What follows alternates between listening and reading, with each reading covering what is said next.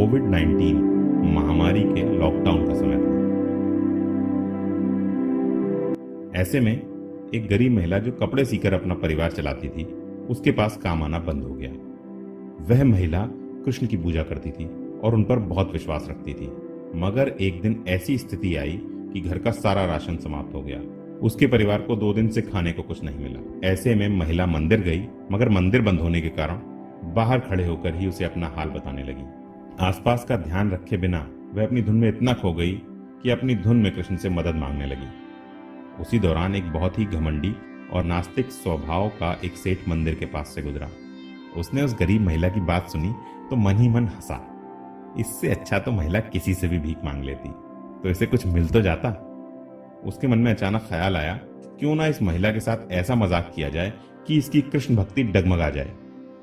घर जाकर उसने अपने नौकर को ढेर सारा खाना लेकर उस महिला के घर भेजा। साथ ही साथ जाते जाते अपने नौकर से कहा, अगर महिला पूछे तो कहना कि शैतान ने भेजा है। नौकर खाना लेकर उस महिला के पास पहुंचा। खाना देखकर महिला और उसके परिवार ने कान्हा को धन्यवाद किया और भोजन ग्रहण किया।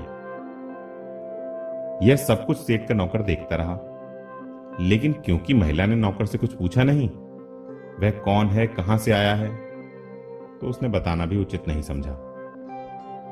हालांकि वह उन लोगों के पास देर तक रुका रहा। भोजन करने के बाद महिला अपने काम में व्यस्त हो गई और बच्चे इधर उधर खेलने लगे।